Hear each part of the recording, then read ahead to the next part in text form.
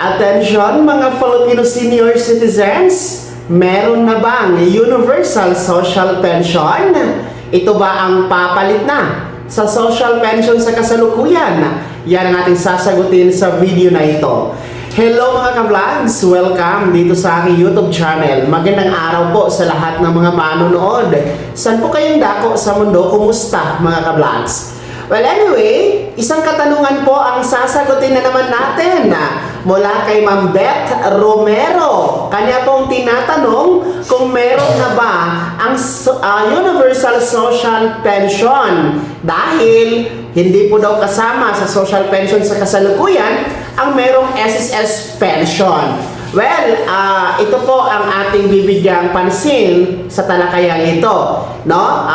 Kahit po napapansin nyo na magkasunod-sunod yung ating mga episode regarding the universal social pension, pero mahalaga pa rin maunawaan natin, no, ang mga napapaloob sa panukalang ito. So, unang-una, ang Universal Social Pension ay bill pa lamang, panukala pa lamang, na nasa Senado at nasa Kamara pa, mga ka-vlogs, no? And, ulitin ko, meron pong tatlong version ang Universal Social Pension Bill. Una po, yung 500 pesos monthly, na kung saan naipasa na ito sa Kamara last 19th Congress. At hanggang ngayon, nasa Senado pa ito, hindi ito umusad. Ngayon kasi is 20th Congress na. Kaya nga po, ang United Senior Citizen Party List at ng Senior Citizen Party List ay nagpasa ng substitute bill noong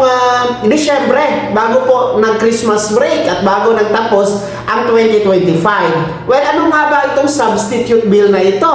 Ito po ay naglalayong taasan ang nauna na version from 500 pesos monthly, ginawa po siyang 1,000 pesos monthly na ang ating universal social pension. Dahil nga po sa inflation, nagtataasan na ang mga bilihin, kaya nga po medyo hindi na po talaga reality, no? Hindi na po realistic ang 500 sa ngayon, kulang na kulang. Kaya itong substitute bill is 1,000 pesos na ito monthly. Well, yung pangalawa po, ang kagandahan dito sa substitute bill, yung 1,000 monthly, pumasa po ito sa House Panel Committee sa Kamara. At ngayon, inaantay natin ang pag-a-approve nito sa una, pangalawa at third and final reading dyan sa Kamara. Well anyway, yung pangatlo po, meron pong version si Senator Risa Hontiveros, which is 1,500 pesos po na monthly,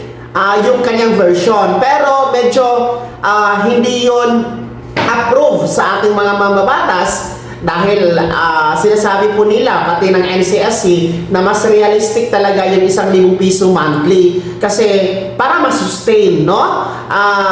Hindi naman po pwede na gawing 1,500 monthly. Malaki kasi ang kailangan ng pondo dito, no? Siyempre, ayaw din po nating aaray ang ibang sektor ng ating gobyerno. So, mas realistic talaga ang 1,000 pesos monthly, mga ka-vlogs. Well, doon sa katanungan, meron na bang universal social pension?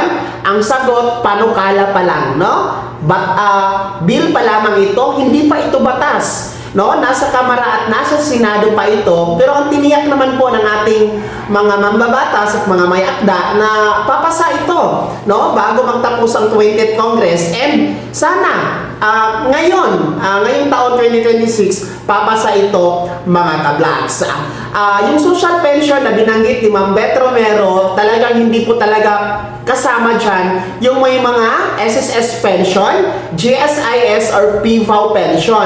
Kasi ang social pension is para lamang yun sa mga indigent senior citizen. Ibig sabihin, mga mahihirap. So sila lang po yung pwedeng makasama sa social pension. Kaya nga po, sa ngayon, mayroong nasa 4.5 million lamang ang kasama o benepisyaryo sa nasabing social pension program ng DSWD. Malayo po sa 10 hanggang 12 milyon na bilang ng mga senior citizen. Well, ang kagandahan, magiging batas itong Universal Social Pension Bill, lahat po kasama na dito. Walang maiiwan, wala nang pipiliin. Mayaman, mahirap, may pensyon o wala, indigent or hindi. Lahat talaga, as long as 60 years old pataas, kasama na po sa makakatanggap ng buwanang pensyon na nagkakahalaga ng 1,000 piso. Pero balik tayo sa katanungan, meron na bang Universal Social Pension ngayon? Hindi pa po nagsisimula. Panukala pa lamang ito, mga senior citizens. Kaya maraming salamat Ma'am Beth Romero sa pagtatanong at pagtitiwala dito sa ating YouTube channel. Sana nabigay ko po sa inyo ang maliwanag na kasagutan sa inyong katanungan. Kaya naman, ang inyong mga comment at reaction, ibahagi niyo po sa comment section na nasa baba, pakilakip ng mong pangalan at kung taga saan kayo. Kung bago ka pa lang sa aking channel o di kaya di ka pa nakasubscribe, i-click niyo muna ang subscribe button na nasa baba. Huwag kalimutan na pindutin ang notification bell, ilagay sa all para una ka sa mga balitang i-upload ko. Maraming salamat po. God bless. Mag-ingat po mga ka-vlogs.